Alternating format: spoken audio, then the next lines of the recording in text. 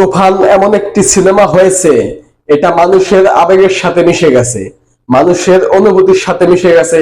শাকিব খানের তুফান।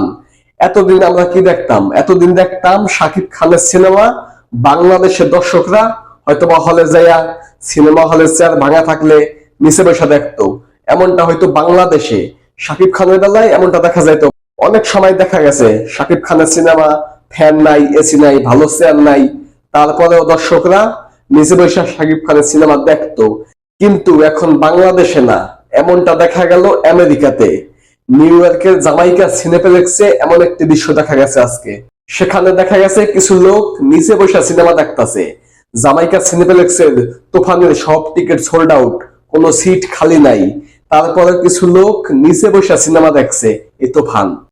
একবার ভাবা যায়, একবার চিন্তা করা যায়, তুফান কোন লেভেলের সিনেমা হয়েছে। শাকিব খান সবাইকে কতটা মুগ্ধ করেছে এই তুফান দিয়ে। আমেরিকায় তোমার সাধারণ মানুষ থাকবে না, ওইখানে যারা থাকে তারা একটু হয়তো হাই পাই ভিআইপি লোক, তারা পর্যন্ত তুফান সিনেমা নিচে বসে দেখতেছে।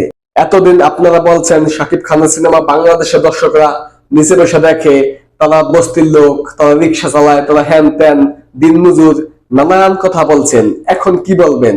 এখন তো আমেরিকার মতো জায়গায়, নিউ ইয়র্কে জামাইকা সিনেপ্লেক্সের মতো সিনেপ্লেক্সে শাকিব খানের সিনেমা সিট না পাইয়া নিচে বসে দেখে।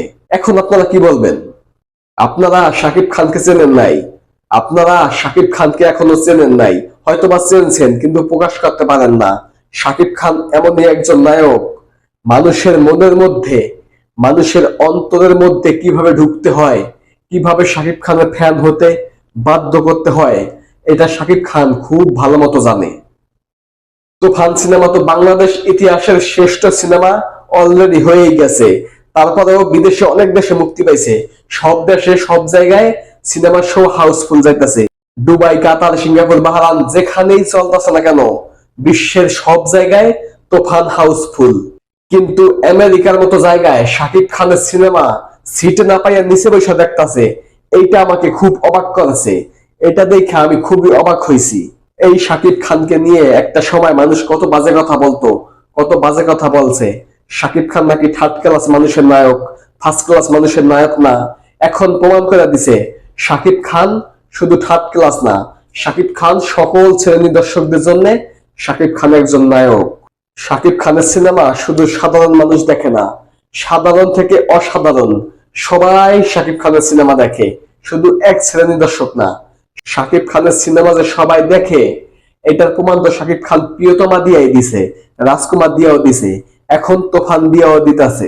তো শাকিব খানের সমালোচনা করার সুযোগ আর নাই, শাকিব খানকে নিয়ে কেউ বদনাম করার সুযোগ আর নাই, শাকিব খানকে নিয়ে কেউ আজে বাজে কথা আর বলতে পারবে না। কারণ শাকিব খান এখন সবার পছন্দের নায়ক। শাকিব খানের সিনেমা দেখার সবাই এখন ইচ্ছা, শাকিব খানের সিনেমা এখন সবাই দেখতে চায়। আমেরিকা বলেন, কানাডা বলেন, আর বাংলাদেশের সিনেপ্লেক্স বলেন, সমস্ত জায়গায় সকল শ্রেণী দর্শক শাকিব খানের সিনেমা দেখার জন্য এখন ইচ্ছুক। এই জন্যই জলের গতিতে বাড়তেছে সাকিবিয়ান। সাকিবিয়ানরা এখন আস্তে আস্তে অনেক বাড়তেছে, ধীরে ধীরে সাকিবিয়ানদের সংখ্যা বাড়তেছে, সাকিব ভক্ত বাড়তেছে, সাকিবকে অনুসরণ করার মানুষ অনেক আছে এখন।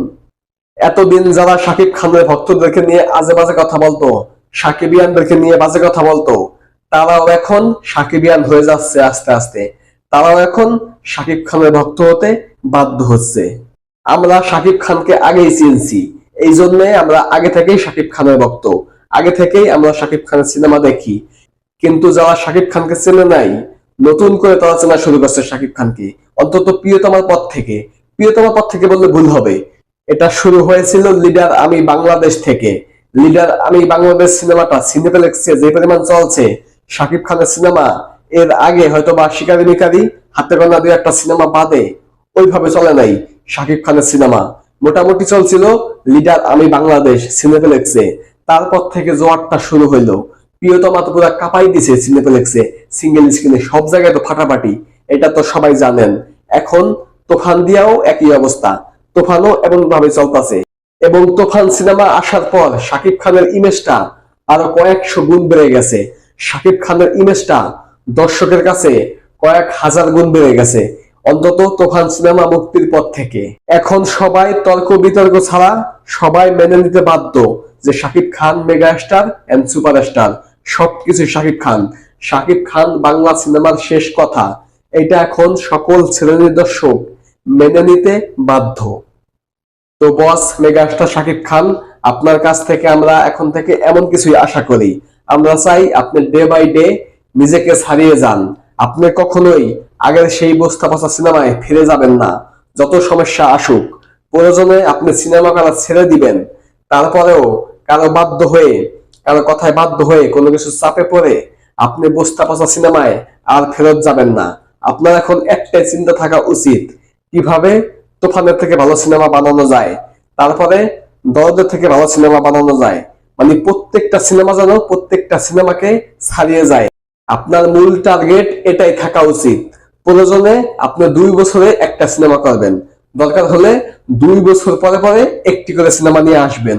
সেই সিনেমাটাই বাংলাদেশের সকল রেকর্ড ভেঙে দেউক, এটাই আমরা চাই। কিন্তু আগের মতো বস্তা পচা সিনেমা করে আবার আপনার ইমেজটাকে নষ্ট করবেন না। আপনার ইমেজটা এখন বিশ্বমানের, এখন ইন্টারন্যাশনাল মানের। আর এটা আমাদের জন্য খুব গর্বের বিষয়। আমরা এটা নিয়ে খুব গর্ব করি যে আমাদের দেশেও শাকিব খানের মতো একজন নায়ক আছে। ইন্ডিয়াতে যেমন আছে শাহরুখ খান, সালমান খান, আমির খান, আমরাও গর্ব করে বলতে চাই আমাদের দেশেও একজন শাকিব খান আছে, যিনি কিনা কোনো দিক দিয়ে কম যায় না। তো ধন্যবাদ সকলকে সম্পূর্ণ ভিডিওটি দেখার জন্য। সকলেই ভালো থাকবেন। আসসালামু আলাইকুম।